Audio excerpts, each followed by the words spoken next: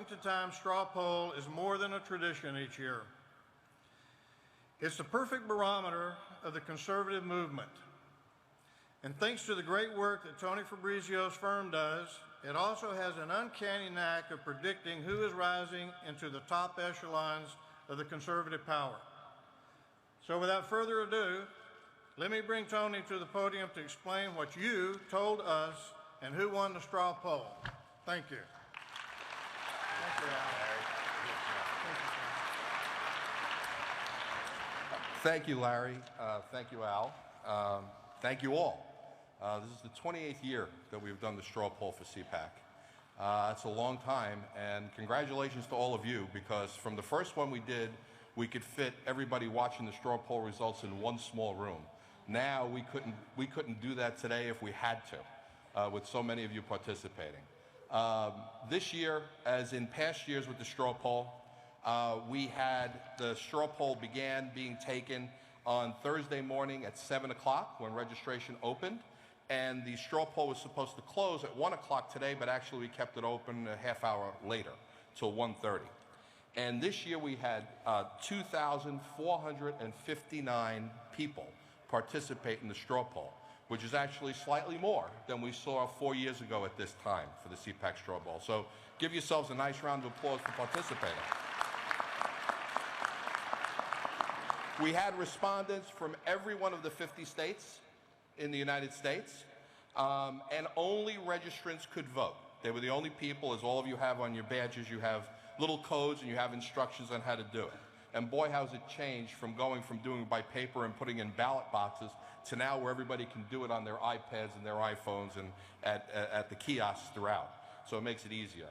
I'd like to thank my partner David Lee and James Lee and Travis Tunis, who've been here for the last 3 days making sure this operated well and we got the results counted right. I get to come in at the end and just do the glory job of presenting the results to everybody.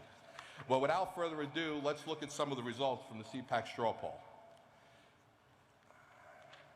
So, the type of registrants, 48% were individual registrants, 42% were students, very similar to what we see in past years. 5% with a participating organization, and 4% with a participating organization. Age, CPAC continues to be dominated.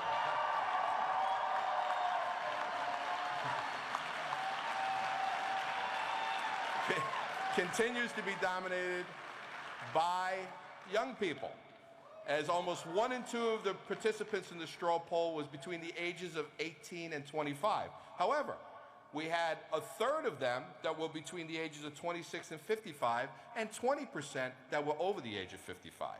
So slightly up from past years with some of the more mature members of the CPAC audience. In terms of gender, we had 63% were male, 37% were female. Very, very much in line with what we've seen in past years. In terms of what drives people who attend CPAC, now let's understand, the CPAC straw poll is not a quantitative survey in the real sense of what you may read about in newspapers. This is a sampling of people from all 50 states who are at the forefront of the conservative movement. They're the people who go knock on doors. You're the people that make the phone calls. You're the people that go stand in shopping centers and hand out brochures and literature for candidates and causes.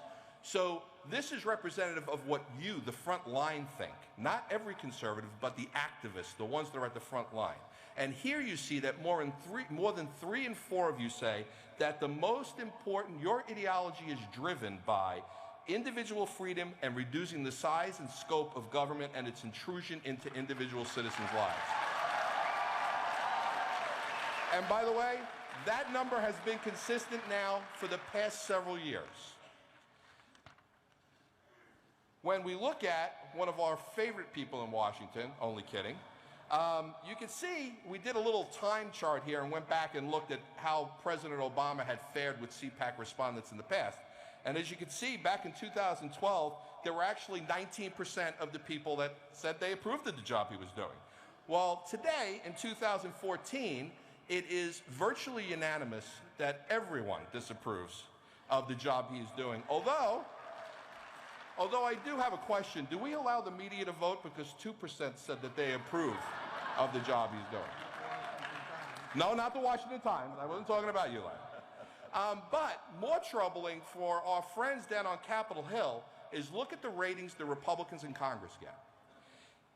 In 2012, it was basically split. In 2013, by a 10-point margin, you all said that you supported what they were doing, that you approved the job. This year, they are, what we say in the business, underwater. 51%, a majority disapproved the job the Republicans in Congress are doing. That's a number they need to pay attention to.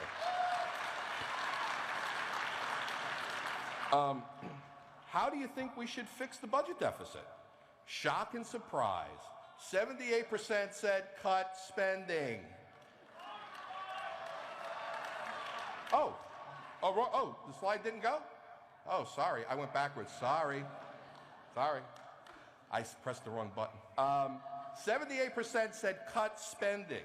16% said raise taxes and cut spending. And 1%, it's that media vote again, that said we should raise taxes only. What do you all think? Yes, cut. What do you all, we asked you, what did you think the role of the United States should be in the world today? And 52% of you, a majority, said that it's time for our allies to stand up, provide for their own defenses, and not rely on the United States.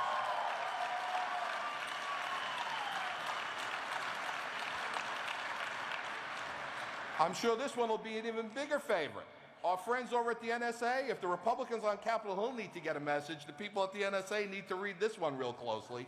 78% disapprove of the NSA monitoring phone calls and scanning emails in the excuse of fighting global terrorism.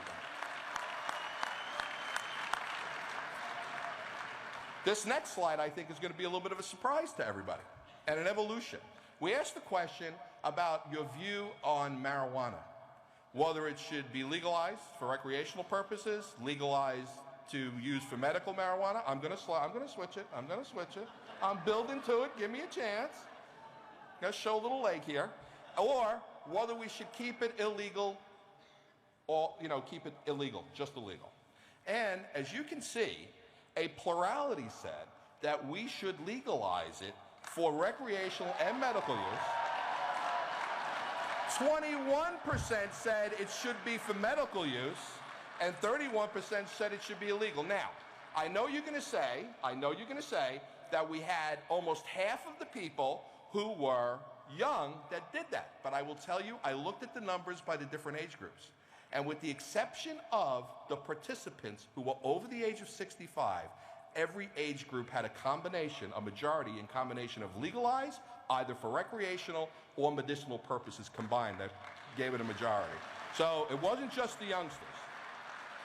And the numbers you have all been waiting for with bated breath, the one that every year gets the biggest howl out of the audience is, who won the CPAC straw poll for the presidential preference? And as you can see, for the second year in a row, Kentucky Senator Rand Paul won with 31%. Texas Senator Ted Cruz came in second with 11. Ben Carson came in third at 9.